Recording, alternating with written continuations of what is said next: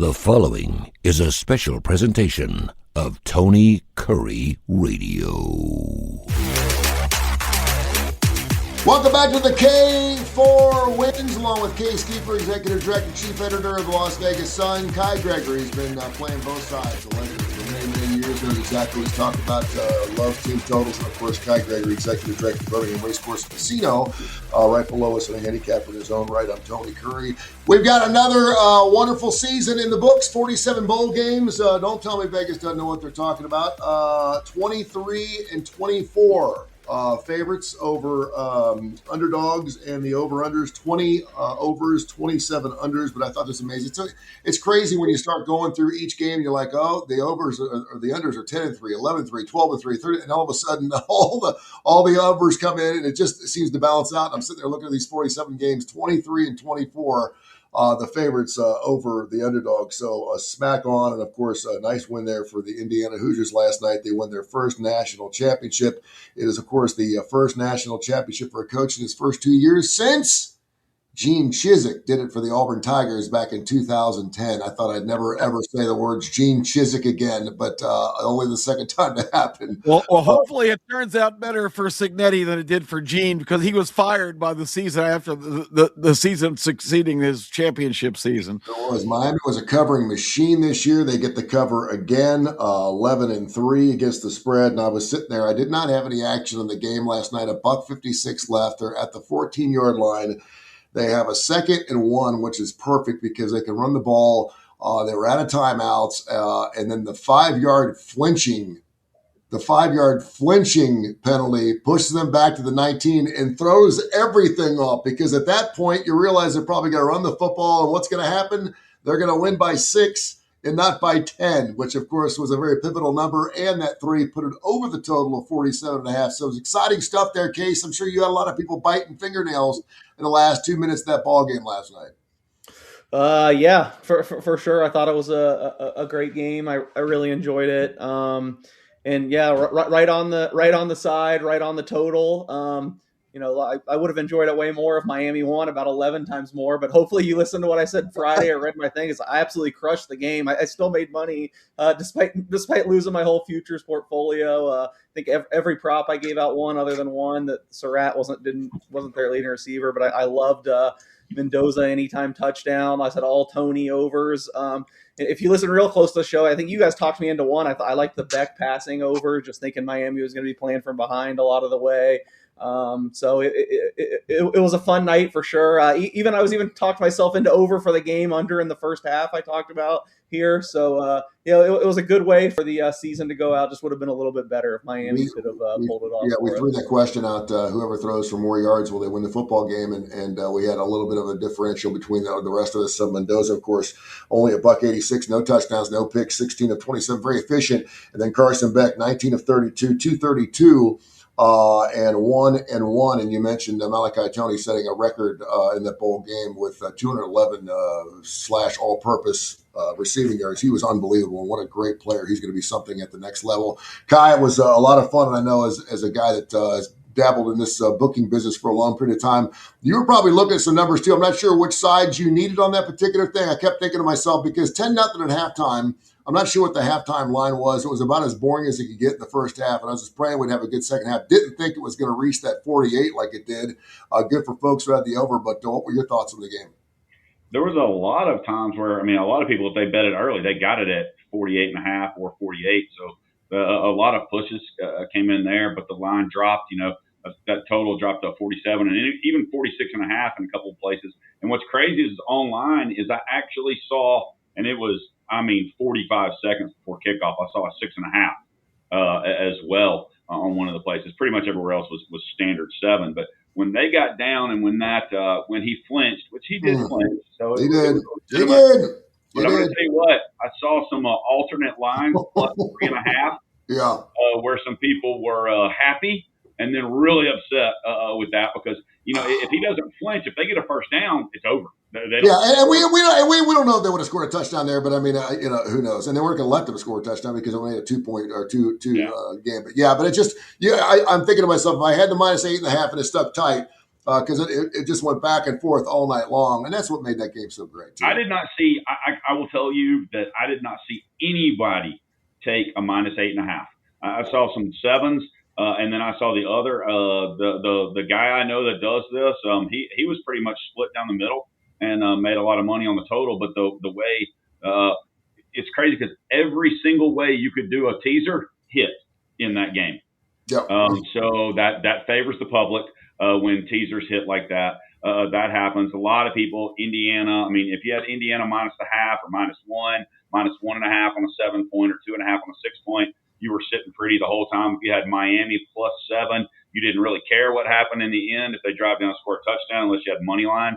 But a lot of people, to me, some smart gamblers, if they get a 7 or a 7.5, instead of just taking that 7, they'll do money line because a lot of times, and I think Case can talk to this as well, is anytime something's under 7, if you're going to take the dog, a lot of times you might as well take the money line because you're going to make just as much money a lot of times and more in that. If you think the team has a chance to win, then money line's a great way to go.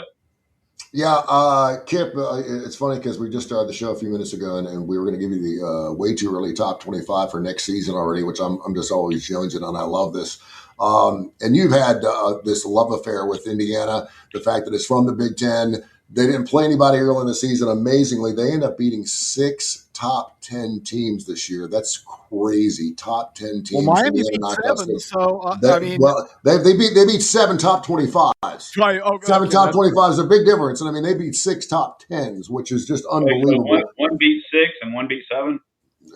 But one's with top 20, one was against top 10, and one was against top 25. It's a big damn difference between the number 9 team and number 24 team. No, if you don't have teenage kids, you don't understand the 6-7. Yeah, exactly. Oh, 6-7. Yeah, thank you very much. I should know that because I've got a couple of teenagers in my family. It was really interesting. And of course, this is the last time that a Heisman Trophy winner ended up winning a Heisman Trophy and a national title. The last time that happened. I give them a lot of credit. They executed well. They did everything they had to do to win. But as always, there's the one little thing you guys didn't mention in this back and forth battle, the most ridiculous thing in the whole game where the stupid Australian runs sideways right into an oncoming rusher and kicks it right into his gut. That was kind of a seminal play in the game. Indiana had the benefit, and Kai argued last show, and probably properly, that all of these mistakes that teams make and all of these gift points that Indiana gets, are generated by their effort, and certainly that's the case. But that was the most ridiculous punt block I think I've ever seen, because the whole idea of the Australian punter is that they can get their kind of running start and get their kickoff and be more effective. I don't like that trend anyway. And in this case, the punter's got to sense if there's pressure. You can't run parallel and kick the ball right into the path of an oncoming guy. That was just a ridiculous play, and it turned out to be the most important play from a gambling standpoint because it set the tone for what the final result was going to be. Case might have been counting his Miami money this morning if he just had an American punter who could just get the ball out of there. When you're down on your goal line, you don't run around before you kick the ball. That was just idiocy. That was your defender of the game, by the way, for Indiana. And the last time that a Heisman Trophy winner ends up winning the national title game was back in 2020 when Devonta Smith ended up taking it as a wide receiver. We don't see that very often. That was a pivotal game. It was interesting because the defender who ended up dunking that ball down, and obviously he was not the one that got the touchdown out of it. He said he didn't even realize he just was going in for pressure. He didn't. There was not a block. There was not a block on for that play. He just next thing you know, the ball's right in his face, and he's like, "Holy crap!" He kicked it right into his gut. I mean, you don't ever see that. That was ridiculous. No, you won't. We'll talk a lot of NFL. We got another NFL firing. Coach has won the second amount of games. Coaches since 2007. I still can't believe that McDermott's going to be looking for a job. He'll get picked up pretty quick. We'll get into that coming up here as we get ready for Super Bowl 60 coming up here in just a few minutes. Case, it's interesting because where did you watch? Did you watch the game from the house, or were you on a book somewhere? At home. What that first half, And you mentioned you had the under, and we did too here on K4Wins, and it ended up going over. And again, to knock out 38 points in the second half, that was pretty amazing in itself. What were your feelings in the first half of that ball game? Because I'm sitting there looking at my son going, I waited 46 bowl games for this. And I realized that, listen, you need to wait the entire 60 minutes. A lot can change. And it turned out to be almost an instant classic in the second half of that game. But that first half of the game, what were you feeling about? I'm kind of a I don't know what the word is to say, but I'm kind of crazy and that I kind of like games like that. I got to give Miami credit. I loved their game plan. I mean, they said we have the bigger, stronger, faster. We're just going to hit the shit out of Indiana and dare them to throw the flag. And I know this might be controversial. Some people might be complaining about Cignetti, but I think he's absolutely right when he said they could have thrown 3 more personal fouls. Yeah. They could have called pass interference on every play. It was really like a throwback game to me, at least Miami defensively.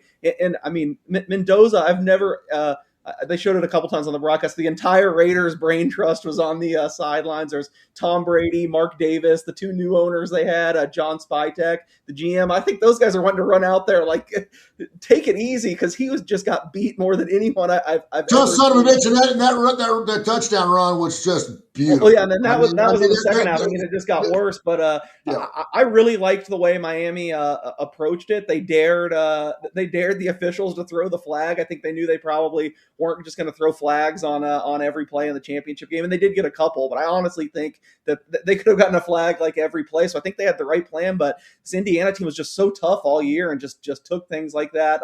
So I really kind of enjoyed the game. I didn't enjoy Miami's offense, I should say, and that's one thing that really shocked me. I was not surprised at all to see how good Miami's defensive line is. I mean, those guys are unbelievable. I know they had a down game against Ole Miss, but I think they were dominant on their side of all. But the Indiana defensive line was way better than the Miami offensive line, which I didn't see coming. I mean, they were even without a couple starters. I talked about at the beginning of the playoffs. One reason why I kind of considered jumping off Indiana, which I didn't ultimately end up doing, because I bet them the 2 games before, was because Charles Daly got hurt, the guy who played every single snap on the defensive line. They had another guy banged up. So I was really surprised by how much Miami's offensive line struggled early. That was one thing that stood out. No, and after the game, Carson Beck says, listen, if you told me I was going to have the football with $1 and some change left, down 6, with a full field in front of me, I would have jumped on it. I would have absolutely loved it. And of course, that last pick, he shouldered the blame for that. I'm not really sure what happened there. It looked like someone ran a wrong route or something. It was weird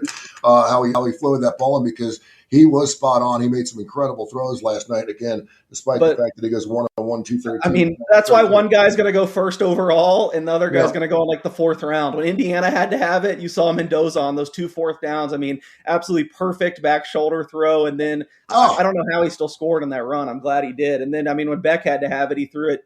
That's a painting. That's a painting. Who's the guy that does all the Alabama paintings? That's a painting, man, where he's holding the ball over the goal line. It was so beautiful. It was. I mean, and the guy's got a heart of gold too. He's obviously going to be done for this year. 27 victories Cignetti's got in his first 2 years in college football. That's amazing. 11 victories last year and 16 this year. So kudos to, of course, Indiana. They get it done. We'll have our top 25 here in a second. Any other thoughts on this game, guys, you want to get into before I give our preseason? Because we do have a lot of NFL we want to get into that I think is going to be interesting.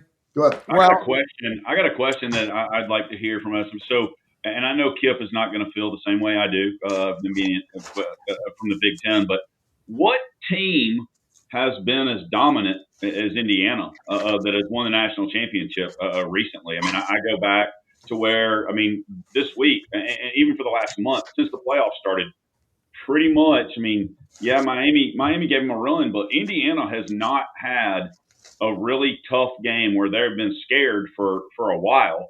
They had, three of those thoughts this year, but since LSU, really in 19, going into the national championship game, has anybody or even the playoffs felt as confident about Indiana or any other team as they have Indiana in a long time? Because they're going to, because they were 16-0, be considered one of the most dominant college football national champions in a long time, which I totally understand that we're 16-0.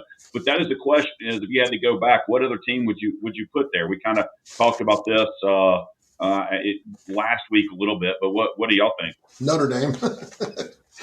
And there's Freeman Freeman on the post-game show, and I'm like, Notre Dame win. No, I'm talking about an actual national championship team. I know. I just still would say that it would have been a much better series if Notre Dame had been in there. But I know what you're talking about. Because LSU in 19 had a dominant offense, but not necessarily a dominant defense. Because they were scoring 40 but giving up 39 to win.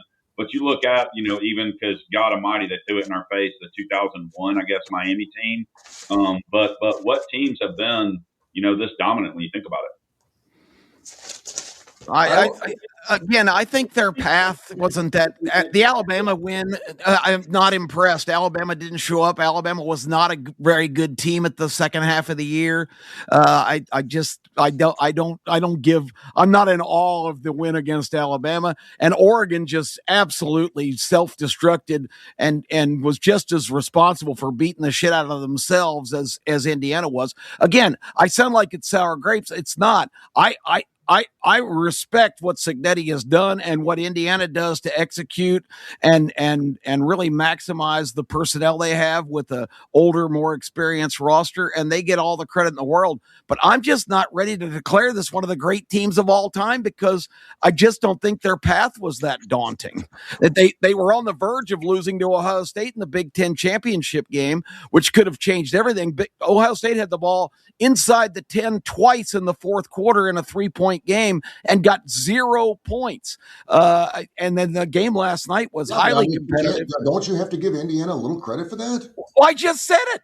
I said I'd give Indiana all the credit. They found the way to win those games. But I don't think they're one of the great teams of all time. I think people are really just overreacting. And now, well, it's a great story. And now to beat 6 top 10 teams is unbelievable. If we end up going to 16 and have to add a game. Well, I'm trying to think in my mind, who are the 6 teams? I don't remember that many wins against top 10s. Yeah, I have to go through the schedule, but there were 6 top 10 teams. It's all over the place. It's the stat. It's the stat of the day. I guess Alabama was in the top 10 because they were ranked number 8 in the BCS and they won their game. So, but again, if Alabama's one of the 10 best teams in the country, I'm a fighter jet pilot because they just weren't.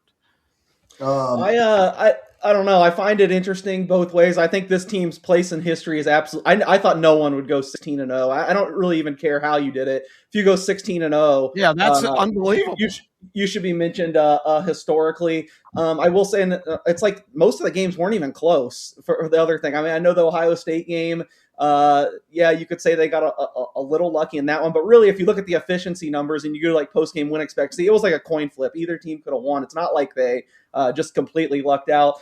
I will also say I'm a lot of times the first guy like Kip that's like banging on the table. Like, how's this team keep getting so lucky? They have all these special teams, these pick sixes, but I mean, it's a 16-game season now. This is a large sample. I really just do think Indiana were better prepared, more dialed in. Their special teams were just better than everyone's this year, and I don't think that's a complete randomness. But more on, I guess what he's trying to say is just from a power rating perspective, like if we were aligning the games, I don't have them as dominant as like several of the last champions. I mean, 2020 Alabama famously, if you ask people that really bet seriously, are just as good or better than 2019 LSU that everyone talks about. Probably even the first Georgia team. There's a whole handful of recent teams that I think were more dominant if we're just going straight power ratings. But I just think I can't give credit to a COVID champion though. I just can't. Yeah, that's true. That's true. That there is an asterisk. I think. Just historically, though, 16-0. I mean, I was on the show. I probably said it a million times. I didn't think anyone would go 16-0. No, so I think going 16-0, no matter how you did it, that secures their place in history. But if we're just going straight dominant, like what the point spread would be, I mean, there's probably, I'd say, at least 6 or 7 teams from the last 20 years that would be rated higher than this. And let's be honest, you're probably going to see more teams beating 6 top 10 teams because they had to beat 4 of them just to get to the national championship game. I mean, especially if we expand the playoff. Yeah, they expand the playoffs. You're going to be playing 5 or 6 top 10 teams because you're going to have to. So you probably will see a 17-0. All right, the way too early top 25 for ESPN. And again, these aren't mine, but these are. I also one thing this drives me crazy. I'm not picking on Kip, but who was the older team last night? Miami had the older starters by like easily. Everyone's jumping on this. Indiana's just got a bunch of 24-year-olds. It's just a couple of their good players were old, but they weren't like way much older than everyone else. If you go, yeah, the total position, roster, I guess, but yeah, I never saw a breakdown on who's actually starting. So that's an interesting fact. I mean, I'll let's just leave it at this. Indiana, clearly the best team this year, deserved to win the championship. Unbelievable. If you go 16-0 in this environment, it's an amazing accomplishment. I'm just not sure, if Tony had been right last night, and a lot of people, and boy, I ran, a lot of people, this game will be over by halftime. This is going to be a blowout. This is the most dominant team of all time. Well, they didn't dominate the game last night. They had to play their ass off against a really good team. If they'd have won by 3 or 4 touchdowns, maybe we could have in this discussion. But Miami showed that, man to man, they were pretty much on the same level. So, congratulations to Cignetti. What a great accomplishment. I still think he's kind of an odd duck, but, and I'll finish it off with this. The check mark for the coaching side goes strictly to the Cignetti and staff. I love what he said about the quarterback draw. We saw something in the film, and we knew they're going to be in that defense, and we put that play in just for this game. We thought it would work, and it did.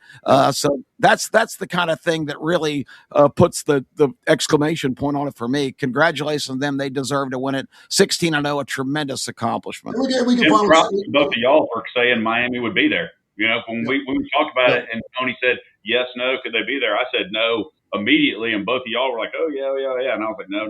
Because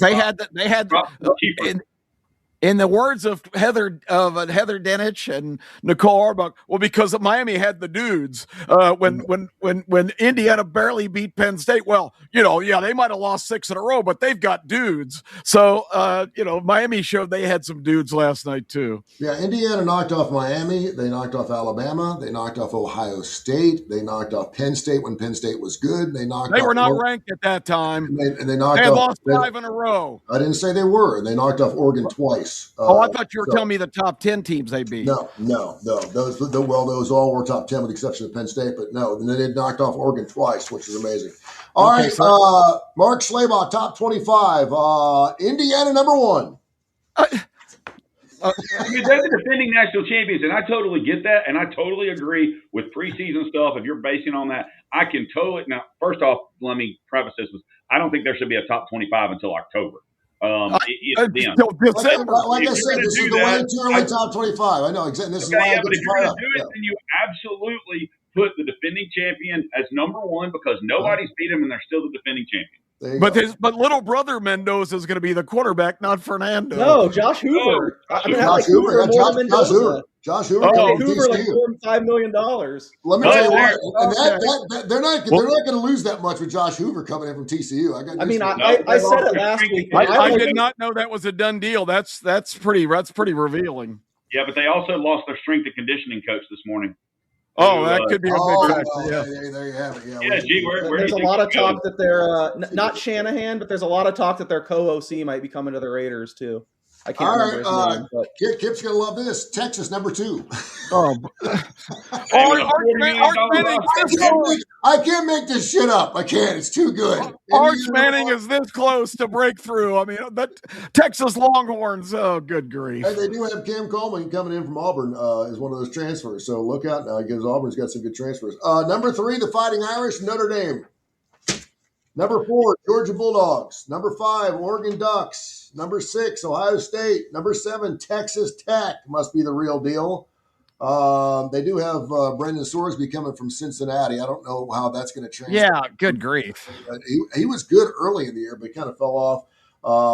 They do have some kids from Pitt, Liberty, Malcolm Simmons from Auburn. Almost every one of these teams has a team from Auburn on it, which is pretty doggone fun. Well, when you have 39 guys in the portal, they're going to get spread around pretty good. Miami Hurricanes, number 8. Carson Beck will be gone. Brockmeyer's gone. Daniel's gone. Marion's gone. Ruben Bain, who I love, is gone. But they're getting a kid here, Jaquez Carter from Ohio State, Cam Vaughn from West Virginia. Old Miss, number 9. A&M, number 10. With Pete Golding as coach. Come on, man. Yeah. I'm not so sure about that. But they do have a lot of additions, including Deuce Knight from Auburn, another one from Auburn who's going to be joining someone else. A&M number 10, a little bit of a surprise. BYU number 11, a little high for the Cougs. Number 12, the Oklahoma Sooners. Number 13, USC. Number 14, Louisville Cardinals. Number 15, LSU Bayou Bengal Tigers. Number 16, the Iowa Hawkeyes. Number 17, SMU. Number 18, the Michigan Wolverines. Boy, they've kind of fallen off, aren't they? They're always in the top 20, no matter if they've got. I mean, the Michigan's a must add every year, no matter what they have. Well, they're losing a lot on their defense too, but they're getting a lot of transfers in there too. But they're getting a real coach. Yeah, that's true. Finally, the one that doesn't bang all the human resources. Number 19, Washington Huskies. Notice I have not said the Alabama Crimson Tide yet. Just thought I'd bring that up. By the way, number 20, TCU. Without Hoover now. Mm-hmm. With the way the 2025 season ended, the Tide fell to Georgia 28-7. The SEC championship game beat Oklahoma. In the first game, pummeled 38-3 by Indiana. Quarterfinal coach Kellen Bedore is undoubtedly on the hot seat. Entering his third season in Tuscaloosa, his team went 20-8 the first two seasons, which isn't good enough at Alabama. They're ranked 125th in rushing. They must figure out a way to run the ball. It starts up front where Alabama has mediocre play on the offensive line. There were heavy losses in the front seven on defense after Lawson, Jefferson, Keenan, Overton all turned pro. Alabama is number 21 on this list. Let me tell you what. And the offensive line coach, Klavovich, still has a job. So that tells you everything you need to know. They've got 4 strong transfers on the offensive line coming in. But they did on the last day they got those guys. So that's encouraging. But yikes, I don't know what's going on down there. They were just so dysfunctional down the stretch. They really were. And the thing is, they trailed Oklahoma 17-0. Don't forget that. Also, and Oklahoma gave them 2 touchdowns, got them back in the game. Alabama should have been out probably that night in Norman. And every damn Monday morning quarterback was telling everybody what the problem was. That was the strange thing. We all knew it was the running game. They ranked 124th in rushing, and they could not run the football. Number 22, Penn State. The Nittany Lions are back after a 7. Let's just recycle every zero from this year. This is almost identical to last year's teams. I mean, not even close. Clemson's not in here. I mean, Texas, you can make an argument, but we can look at the preseason last year. I promise you it's not, because BYU wasn't in the mix. Arizona State Sun Devils, number 23. Tennessee Volunteers, number 24. After a disappointing 2025 season, Josh. Yeah, speaking of not finishing very strong on this year's schedule. Firing coordinator Tim Banks, replacing the former Penn State coordinator Jim Knowles. I don't know if that was a good move. The Knowles ranked 14th in the SEC in scoring defense. Total defense last season. Their defense is going to be better with the transfers they've gotten in, and I think getting the strength and conditioning coach from Indiana is not going to hurt. It's going to be interesting to see what they do on offense at quarterback, because I'm pretty sure Staub from Colorado is not the answer. Hopefully they're going to go with either letting Brandon come in and play as a freshman, or GMAC and go from there. But Tennessee's schedule next year is not easy. Your Utah. What happened? In the preseason, you were saying the guy they had was really pushing Aguilar for the job. Did he go somewhere else? I forgot his name, or is he still in the mix there? Jake Merklinger, he entered the transfer portal, but GMAC, George McIntyre, can do the job. The only problem is he's like 6'6", 202. They say in the 2 years he's been at Tennessee, he's gained a total of 18 pounds. He needs to put on 25 more pounds to run Heupel's offense. But he is capable. We'll see. I mean, I love the defensive transfers that have come in, and the fact that Arian Carter is coming back to Tennessee. I think their defense is going to be a ton better next year, which is not saying a lot because they sucked. But I just don't know what the offense is going to be, and it's way too soon to tell. Anyway, I'm just excited that baseball season for my Vols is here, and the Elander era is going for Tennessee. Thank goodness. Utah Utes, by the way, round out your top 25, coming off an 11-2 season. With their new private equity deal, they probably should be number 1. Mm-hmm. You may be onto something there, Kipper. Texas $30 million. You got to think Texas. Their portal has been very good. They have strengthened their offensive line. They have strengthened their wide receiver core. They're running. Arch is going to be the favorite. Kip, just hold on. He's going to be the favorite going in or second. No. As far as Heisman, just because that's where they're going to put him because his last name's Manning. I didn't say I agreed. Just be prepared. He's going to have top 3 odds. The question is second. Yeah. CJ Carr is the favorite, which I'm very disappointed in because I really wanted to bet CJ Carr, and I thought I'd get something around 10-1, but he's like the 7-1 favorite. When I'm being straight honest. I'm being straight honest here, and I want to know an answer from Kip Keefer. How many times will you say Texas sucks next year? I don't know. I haven't seen their schedule yet. Okay. I don't know how. If Schleybaugh really went over everybody's schedule meticulously, then I'll give him, okay. But I wonder if that's happened or if he's just regurgitating all the usual names. I like. That's the first I heard. I like Schleybaugh. And I guess I'm the different one of us. I love these early season polls because I want people to start being excited and start betting. That's the first I heard Schleybaugh's. I liked his a lot better than I don't know if the other one I saw was on 3, but I saw one that had Ohio State, Georgia 1-2, and I think I'm relatively that's on down. 3. Yeah, mm-hmm. I think I'm relatively down on Ohio State and Georgia. To me, there's a clear top 3. I know this will be fun, and Kip my head. I feel like Notre Dame, Texas, and if you're giving me 3 teams to win the national championship next year with what's been done in the portal, what they have coming back, I think Notre Dame, Texas, Oregon to me is a level above. I mean, I was saying all year that I thought Oregon should be building for next year. Now they have their quarterback back, obviously off of a terrible performance, but he's still going to go second in the draft. So Case Keefer's top 25. I'll tell you the top 3 is Notre Dame, Texas, Oregon, and then a big drop off. Probably Indiana 4th, and then I'd get into the Ohio State.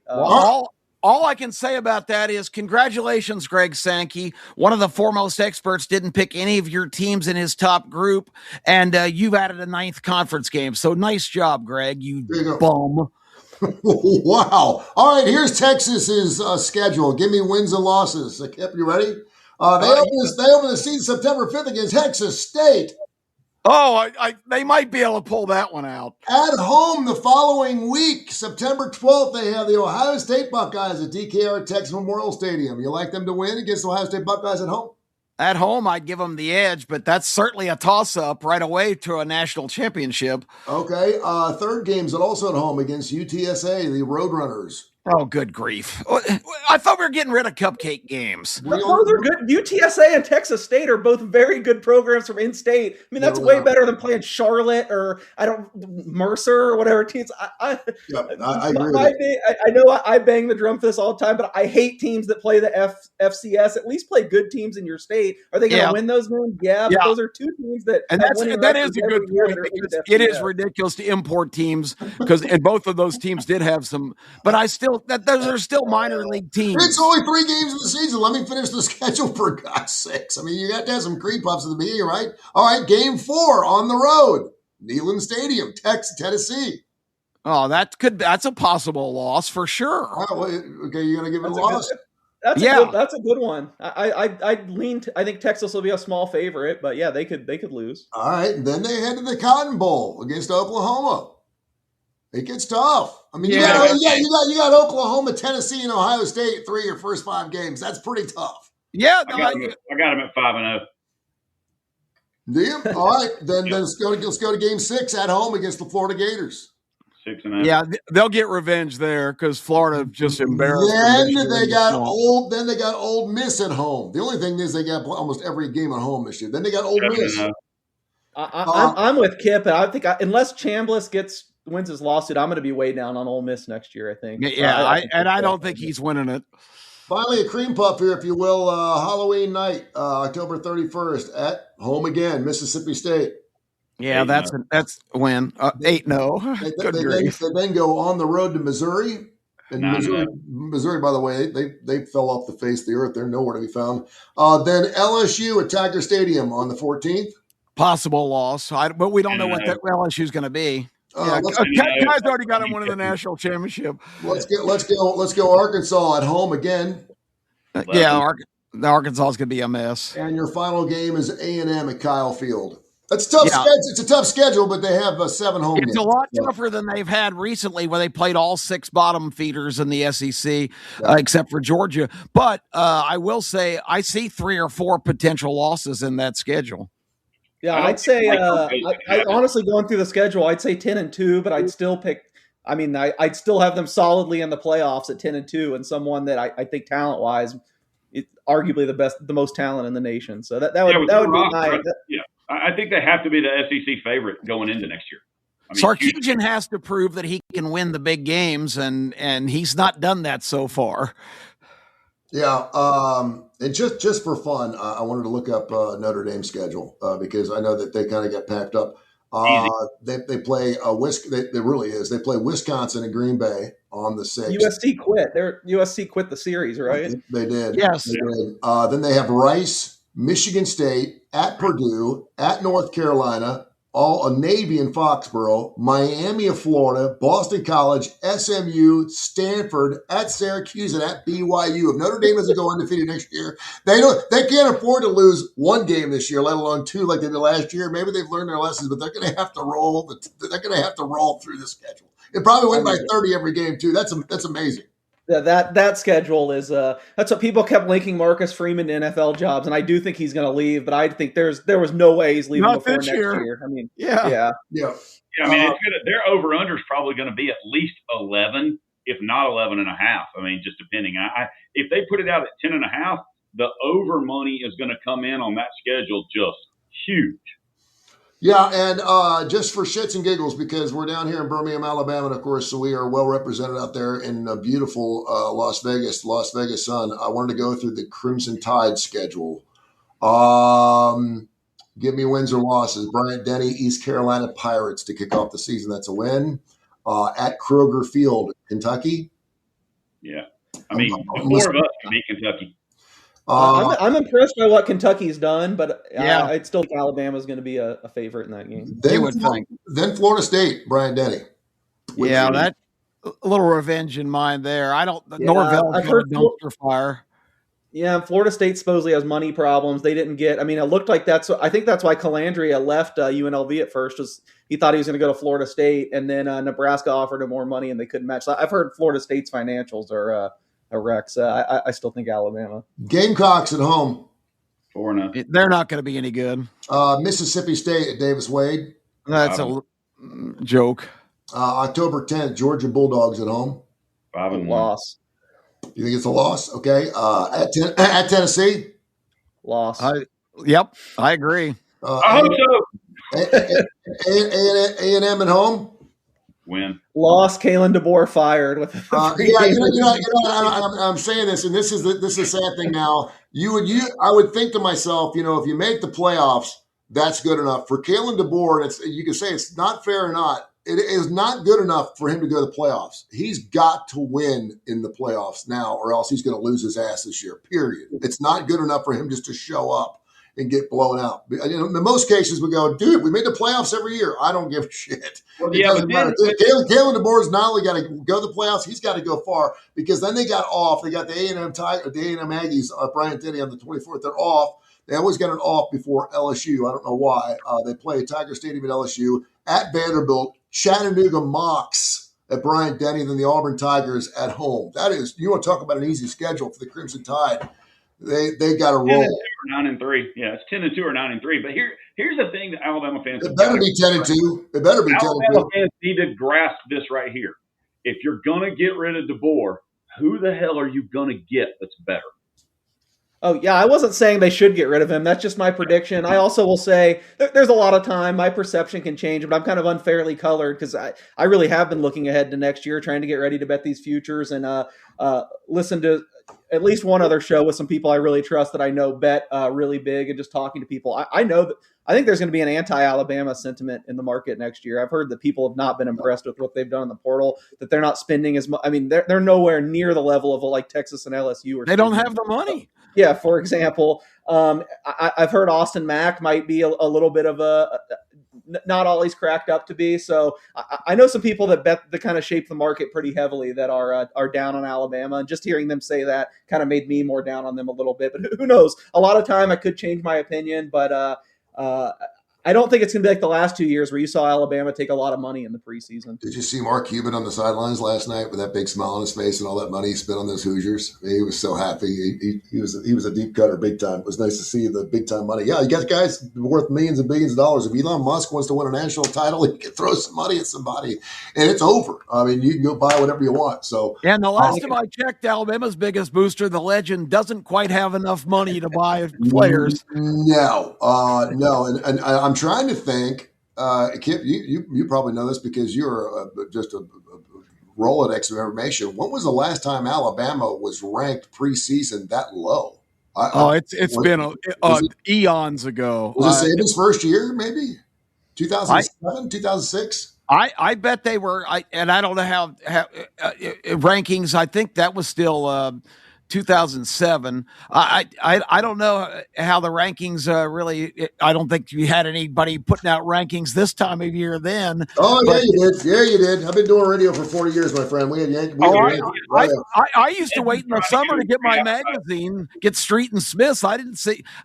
Maybe there were ratings out, but I wasn't aware of it back then. Oh yeah, that was preseason. We did that every year. All right, let's talk some NFL, man. We got a Super Bowl 60 coming up. I love Super Bowls because I was born in '66, so I can always tell how old I am based on what Super Bowl it is. What year is it? It's Super Bowl 60 because I'm turning 60 this year. Pats, Broncos. Pats giving up 5.5 against the Broncos. Thanks to those Pats, I made me a winner chicken dinner against the Legends past weekend. That was nice. And then Rams, Seahawks. Boy, Stafford looked good. Boy, the NFC West is the epicenter of the NFL, is it not? Good grief. I mean to tell you now, and it's unfortunate they have to play each other because I think you get your two best teams right there. Rams, Seahawks giving up 2.5 and 47.5. Let's start with the man up in the upper left-hand corner as we do Hollywood Squares here. Case Keefer, give me a two-team parlay on those four teams. He doesn't like parlays. I know you don't. Not just for sake of it's just another way. This is repackaging the pickle, my friend. This is another way of asking you who's going to win these two football games. I get it. It's hard not to say it's going to be Rams Patriots. I will say though, I bet both underdogs. A little bit better. You can still get a 3. You just have to pay up for it. I bet Rams +3 and Broncos +6. It got to on open. I just think that it is insane. I mean, I've been a big Bo Nix guy this year. Actually, you guys know I've been saying all year he deserves a lot of credit. He's gotten way better, but this was. Some places had this -3 on the look ahead, which granted that was probably a little high. Look ahead wise, Broncos -3 with this was the look ahead last week at least one sportsbook. I think other ones had -2.5. It was high as -3.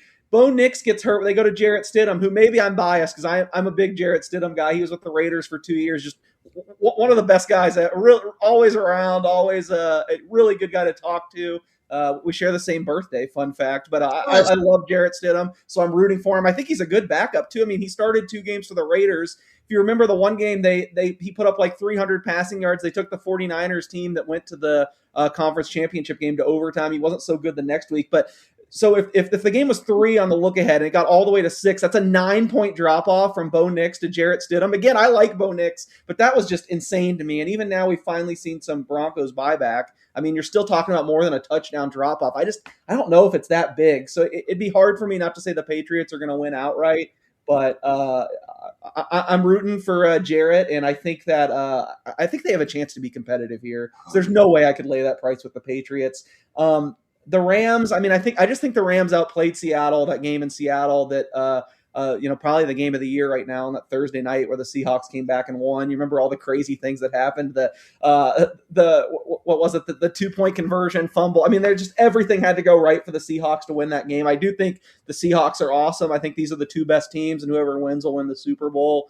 But I do think the Rams are just a little bit better. So if it gets to 3, and like I said, I still see some sports books with 3 -15, -20. I'm probably not interested in taking less than that, but I would take Rams +3 as well. Yeah, Broncos, of course, was Stidham, another former Auburn quarterback. And you think to yourself, Auburn must have been pretty good the last few years, right? Yeah, they didn't utilize either one of them. No, not even close. I'm still trying to figure out what the hell happened to Bo Nix. How in the world? He just wasn't lighting up the Auburn, period, regardless of who their OC was. Born with an Auburn logo on his diaper, the legacy. Oh, my gosh. I mean, he was given the job when he was in 9th grade, and Harsin benched him for TJ Finley and later Rob Robbie Ashford. Yeah, Robbie Ashford. Oh my gosh, give me a heart attack here. Kai, we haven't talked a lot of over-unders. 41.5, that Broncos line, it seems really, really low, but I think that's about right. And then 47.5, which seems to be a moniker number here. Of course, it went over 47.5 last night, if you got it at 47 or 48, depending where you bought in at. But what's your thoughts on the over-unders on AFC, NFC Championship weekend? I played the over 47. It was not 47.5. I got it at 47, but I also have both teams over team total at 23.5. I already played that. I like the over in that game, and then CJ Stroud is not playing, so New England is not going to get 4 picks in this game. Watching probably the worst game of his career this past weekend, and honestly, 3 of the interceptions he threw were 1,000% on him. Nobody did anything. He threw it to the damn Patriots, like he was on their team. And I do not think that, even though it's Stidham, I don't think he's going to do that. I'm not as high on Jared Stidham as Case is. I do think he can keep him in the game, be a good game manager if Denver can control the ball and do some things and run some good play action, because Stidham's best plays to me are coming off of play action, same as I think Bo Nix is. And Stidham can run just like Nix can, which can help them. But I would go 2-team parlay over in the Seattle game, and then I would probably go New England money line for the 2-team parlay if I had to right now. All right, Kip, give me your 2-team per. Defense wins championships. Seattle and Denver have the superior defenses in these matchups. But I got to tell you, what a gut check by against the Bears for the Rams. That is the most impressive win for me all year, because previous Rams teams, I didn't know this team had the resolve and the toughness they have. I knew they had a lot of talent, but man, they showed me a bunch. And I can't, as much as I've been loving Seattle's defense all year and thinking, I said probably halfway through the year, that's my Super Bowl team. I'm not so sure that Matthew Stafford and the Rams aren't the team of destiny. So I'm going to vary from my defensive win championships. I'm going to take Rams Broncos for the Super Bowl. Matthew Stafford win a Super Bowl. Is he hanging up? He wins an MVP and a Super Bowl. Is he hanging up after this year? I mean, I coming off one of his best years ever. That's what I'm saying. I don't know. I mean, I thought he would have hung it up after the last Super Bowl, but golly, he's having an unbelievable season. Yeah, I just get the sense he won't. I think it's a worthy question and would be smart. It would be a great way to go out, but I feel like that'll just make him want to come back. The Rams probably need to get their next quarterback in the door, however they can. I know they're going to have like a top 10 pick from some trade. And I also want to clarify, like I'm not trying to make Jarrett Stidham out to be like should be an NFL starting quarterback. I figured the drop off from him to Nix, and this is in my head, very much non-scientific, but I thought it'd be like 4.5 or 5 points. And if you do that, you get out to like 2.5. So I was just shocked when it opened 4.5. Maybe I'm dead wrong and he's overmatched, but we'll see. And I think the Patriots having to go on the road with such a young team, that's a big chore to go to Denver and win. I really, of the 2 games, Denver is the team. Even with Stidham, I think Denver's going to win the game. I hope you're right, because one of the things I gave out of my column at the beginning of the playoffs, I really thought both 1 seeds are being undervalued. So I have a big ticket on Broncos Seahawks Super Bowl matchup. I don't know. I'm kind of leaning the other way both games as far as who wins outright, but I'd love to see at least the Broncos get there. Well, they're going to be great games, and I wrote a little piece for my Keefer Sports section and on Facebook this week that college football regular season absolutely gets the check mark. NFL postseason playoffs, overwhelmingly, college football has so far to go. These NFL playoff games have been captivating and just, they've been just so much fun to watch, and the atmosphere and I think one of the things that college football misses out on, these games at home, the Bears fans out there in 9-degree weather with blowing snow and 35-mile-an-hour winds, I would have jumped off the back of the stadium. I couldn't have lasted a half a quarter. The atmosphere there on the touchdown pass that was thrown to tie the game, unbelievable. And college football not being on campus, the top team's not getting a home game. That playoff system is just broken so badly. They're really missing out on probably the most compelling aspect that they could have to make their playoffs really more interesting. When Caleb Williams kept running backwards, I'm like, where the hell is he going? He kept turning left and right and left and right and left and right, and then he just threw it. And I thought he was just throwing it away. And next thing you know, it's a touchdown. That was amazing. It was strategy. I mean, amazing. It was just not great for Rams minus 3.5. Oh no, man. Yeah, that's the other thing too, man. You watch the NFL, you're gonna have ulcers. You're gonna have ulcers. You have to. I mean, it's just impossible not to. Yeah, because nothing's over till it's over. That's for sure. That's for sure. We've got about 2 or 3 minutes here. You want to knock out some NFL? We already got NFL, NHL, as well as some college. I know college hoops are big, and we're going to be all over March Madness now. We're starting to send our attentions not only on Super Bowl 60, but we're going to be all over college hoops. As well as some NBA coming up here the next following weeks, and we're looking forward to a March Madness. It's going to be unlike anything we've ever seen as well, so I cannot wait. Kai, why don't you give it pretty good plays tonight in college basketball, and people really got to look. I mean, that LSU Florida game, I think that line's a little bit inflated for Florida at home at 15, but over 158.5 on the total is pretty good. Oklahoma, South Carolina is a pick 'em, leaning South Carolina in that one. Oklahoma's playing well at home, not great on the road. Boise State, Wyoming, really low total, I think, in that game at 144.5. Just going through some of these. Auburn, Ole Miss, 150.5 is the total. And Ole Miss. And Auburn's favored, aren't they? 3. It's dropped to 2.5 in a lot of places. It's kind of interesting. Georgia, Missouri, I think, is a great matchup in the SEC for two teams that have been playing well, but I just don't know how well Georgia's going to do on the road. And right now, Georgia's a favorite or a pick, worst case. Purdue, -6 at UCLA. And then you really need to see what Case thinks. I'm going alma mater. Kansas at Colorado tonight, laying 5 down there. Kansas has not been playing great on the road. Kansas has been terrible. They've been terrible on the road for like 3 straight years. It's insane. I do feel like this. God, I hate it. They never cover on the road or never even win on the road for that fact. I do think 5 feels a little short to me. I mean, this is like the healthiest they've been, other than they won't have their coach. Bill Self stayed behind, hospitalized. I guess he's sick or something. So that might be a good thing. I hate giving out Kansas on the road, but I do think this number is ever so slightly short. Just everyone's healthy, which is very rare than the case this year.